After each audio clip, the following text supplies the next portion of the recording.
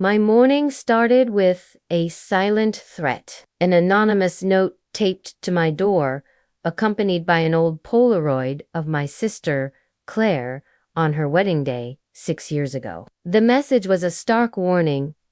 Stay quiet or she burns. The photo was a relic from the past, reminding me of the day Claire vanished for a full 24 hours, only to return a different, quieter person. Just then, my dad called. I knew his game. He always led with threats when he had something to hide. His voicemail confirmed my suspicions. Come to your sister's wedding, or we're cutting your tuition. He was still trying to manipulate me, but his leverage was worthless. I'd secretly paid off my tuition years ago, funding it with a tech startup I built from scratch while my family was too busy idolizing Claire. My gut told me something was wrong. Dad's frantic tone, the old photo, the mystery surrounding Claire's disappearance, it all pointed to I accessed an old encrypted folder and a flood of memories came back. Photos, screenshots, and a frantic voicemail from Claire herself, a confession she later denied. I had archived everything back. Then when no one, not even my mom, would listen, but now someone else was digging into the past, someone who also wanted the truth to come out. Another envelope appeared, this time with a USB drive and a note. Play this before the vows. The world deserves the truth. After 2 years of not speaking to Claire, I was now a pawn in a bigger game. A smile crept across my face. I wasn't the scapegoat anymore. I was the fuse. This wedding was about to go up in flames. Vowbreaker, the USB drive, held a single video file. Vowbreaker, final. The video showed a younger Claire, her face smeared with makeup, sitting on a bed that wasn't hers. Next to her, grinning like a maniac, was Marcus, our family's beloved youth pastor and Dad's business partner. He was the man. Claire was never supposed to be alone with the man whose name was forbidden in our house. In the video, Marcus talked, bragging about how he'd convinced Claire to be with him. I slammed my laptop shut. The proof I'd always suspected, now a concrete reality. My phone buzzed with missed calls from Dad and a desperate voicemail from Claire. Please don't ruin this for me, she pleaded. Just come to the wedding. Pretend like we all did. But I was done pretending. I had the truth, and I had a team. I created a group chat with my college roommate, a wedding videographer, my lawyer cousin, and my hacker Kat. My message was simple. Got a wedding, got a USB, got a target. Who's in? Kat's response was immediate and to the point. If we're burning a church wedding to the ground, I'm bringing marshmallows. The truth. Boom, 3 days later, I was in the back row of the cathedral, dressed in a black suit. Marcus stood at the altar, oozing fake confidence. I had 10 minutes. Kat was already in the choir loft, her laptop connected to the church's AV system. Live feed hijack ready. Her voice crackled through my earpiece. One push and every screen becomes pay-per-view. My mom grabbed my wrist, her eyes full of panic. You can't do this, she begged.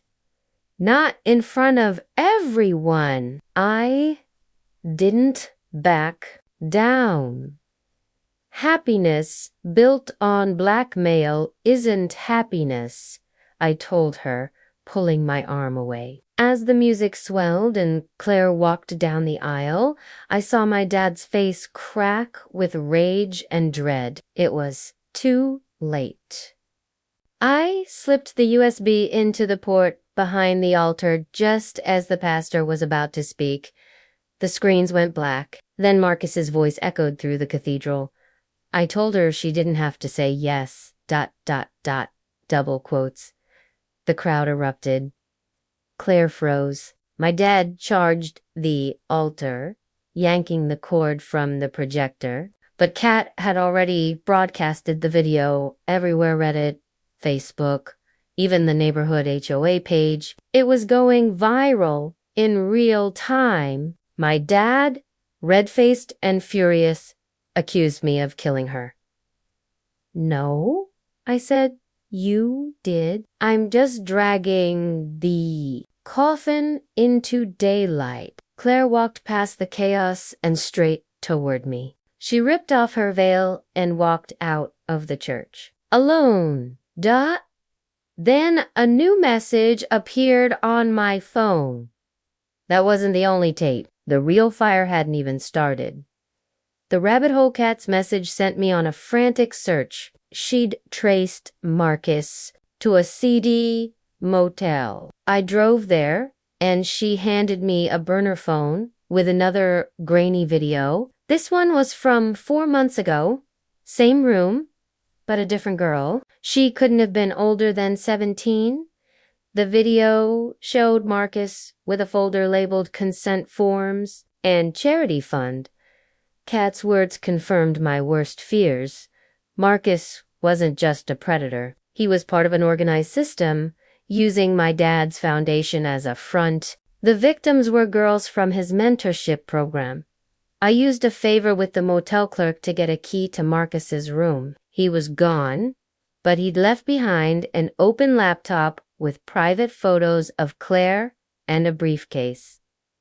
I took it all. As I was leaving, Marcus emerged from the bathroom. I swung the briefcase, hitting him in the stomach.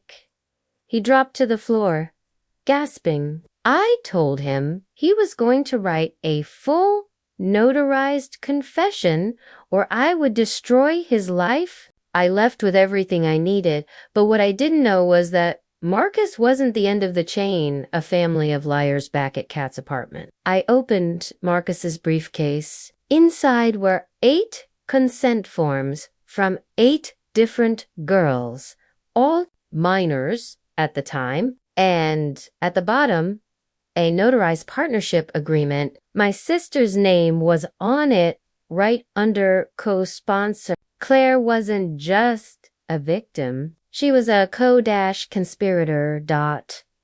The door buzzed. It was Claire. She walked in, looking defeated. You torched my wedding, she said. You torched yourself. The second you signed that partnership, I shot back. She confessed that Marcus had blackmailed her with the tapes, promising to erase the past if she signed. But I knew better. She wanted power, and she was willing to become the people who hurt her to get it. Then she slid a worn envelope across the table. It's everything, she whispered. Dad's signatures to...